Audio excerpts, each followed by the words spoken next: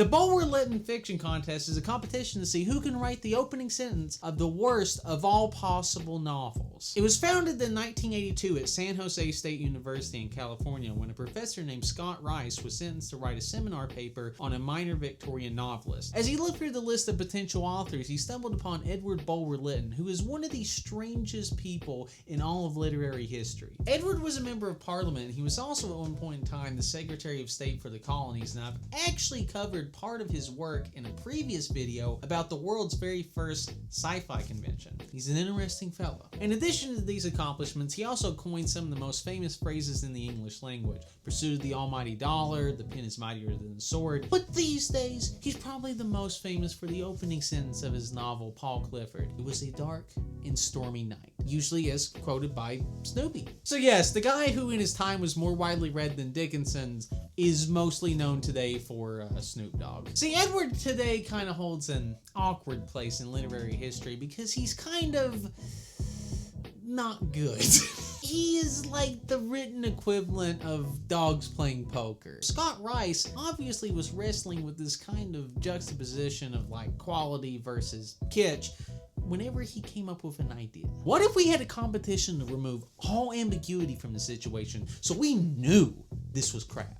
We knew that something was just garbage. And thus, the Bulwer-Lytton Fiction Contest was created. And since its inception, tens of thousands of people have written from every corner of the globe to mentally disturb the judges with their putrid prose. And what is the prize for such a competition where some of the entrants literally include a barf bag with their submission? Basically nothing. Some years it's been a collection of Bulwer-Lytton's works. Sometimes it's been like a couple $100s. Currently, it is a certificate and bragging rights. So just how bad are these entries? We'll let you be the judge.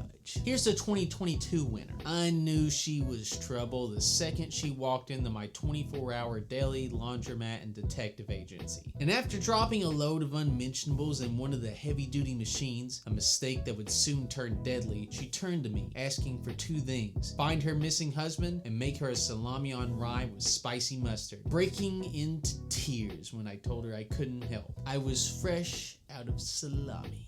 2014's winner reads as: when the dead moose floated in the view, the famished crew cheered. This had to mean land, but Captain Walgrove, flinty-eyed and clear-headed thanks to the starvation cleanse in progress, gave fateful orders to remain on the original course and await the appearance of a second and confirming moose. This one really just lives up to the competition's name. Gerald began, but was interrupted by a piercing whistle which cost him 10% of his hearing permanently, as it did everyone else in a 10-mile radius of the eruption. Not that it mattered much, because to them, permanently meant the next 10 minutes or so, until buried by searing lava or suffocated by choking ash. To pee. Gerald began to pee. That was just the interruption. It was that abomination. It was that part in the middle. Yeah, that was the. But my all-time favorite has got to be the 1985 winner, and it needs to be read in a Captain Kirk voice. The countdown had stalled at T-minus 69 seconds when Desiree, the first female ape to go up in space, winked at me slyly and pounded her thick, rubbery lips unmistakably. The first of many such advances during what would prove to be the longest and most memorable space voyage of my career.